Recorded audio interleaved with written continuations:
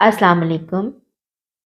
Tirmidhi शरीफ में हज़रत अबू हुरैरा रज़ी अल्लाह ताला अन्हो से एक रिवायत है कि हमने अर्ज़ किया कि या रसूल अल्लाह सल्लल्लाहु अलैहि वालैहि वसल्लम,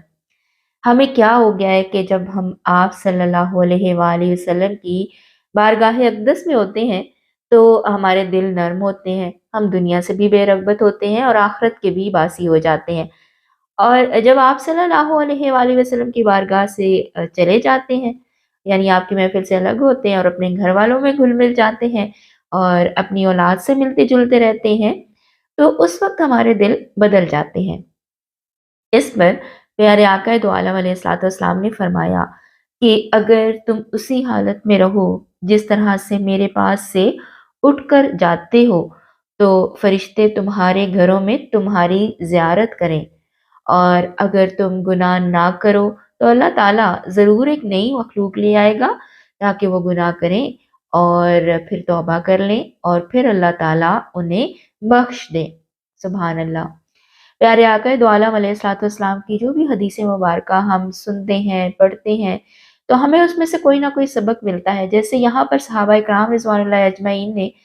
जब ये सवाल किया, तो प्यारे आका दो आलम अलैहिस्सलातु वस्सलाम ने जिस तरह से फरमाया कि ज़ाहिर है कि दिल इससे यानी मुझे ये एहसास बेदार हुआ दिल में कि दिल की हालत एक सी नहीं रहती है, हमेशा ईमान का लेवल भी एक सा नहीं रहता है, उसमें कमी-बेशी होती रहती है। क्योंकि जब हम किसी भी उस्ताद से भी सबक सीखते हैं, अपने राहबर और रहनुमा से कोई सबक हमें मिलता है, तो हम जब हक राह पर आगे बढ़े होते हैं तो बहुत सारे मामलात पेश आते हैं और वो मामलात, क्योंकि मामला कहा ही उसे जाता है जो कि दूसरों से रिलेटेड होता है, जिसमें हम किसी दूसरे से वाबस्ता किसी चीज़ के हवाले से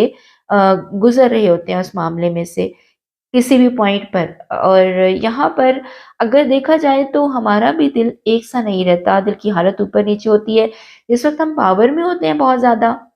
तो हम उस मामले को बेहतरीन तरीके से हैंडल कर सकते हैं, क्योंकि हम वहाँ से एक ईमान की क़ुव्वत लेकर उठते हैं। हमारी रहबर और रहनुमा से हमें एक ईमान की पावर मिलती है, हक़ बात की सूरत में, हक़ पैगाम की सूरत में। और जिस वक़्त हम ये समझ लेते हैं कि हमारे लिए क्या बेहतर है और अल्लाह की क्या मर्ज़ी है, क्या पसंद है और नापसंद है, तो हम उसके मुताबिक अपने अमल को भी बदलने की कोशिश करते हैं, लेकिन हमारा अमल हमेशा पसंदीदा नहीं भी रहता। उसकी वजह यही होती है कि बहुत सारे मामलात में वो पावर इस्तेमाल हो रही होती है और हमें खुद को रिचार्ज करने की ज़रूरत होती है। वरना तो ऐसा हो कि वही कि हम कभी भी खता ही ना करें, लेकिन क्योंकि अल्लाह ने इंसान को कमज़ोर पैदा किया है, तो हम हमेशा हमसे खता सरज़द हो जाती है और हमने उस पर नादिम और शर्मिंदा ज़रूर रहना होता है और फिर से पावर लेनी होती है, ईमान की पावर, जैसे बहुत सारे सोर्सेज़ से ली जा सकती है। नमाज़ की अदायगी है, तिलावत कुरान पाक है,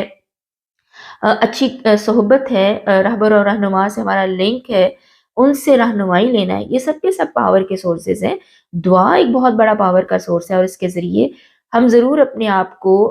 ईमान की बेहतरीन हालत में रख सकते हैं, दिल के ईमान के लेवल को बेहतरीन कर सकते हैं और फिर उससे मदद लेते हुए अपने मामलात को बेहतरीन तरह से निभाने की कोशिश कर सकते हैं। तो अल्लाह करे कि हम इसी तरीके से इन सोर्सेज़ ऑफ पावर से फ़ायदा उठाएँ और उस पावर से फिर अल्लाह की पसंद के मुताबिक अपने मामलात को निभाने की कोशिश कर सकें। आमीन सुम्मा आमीन।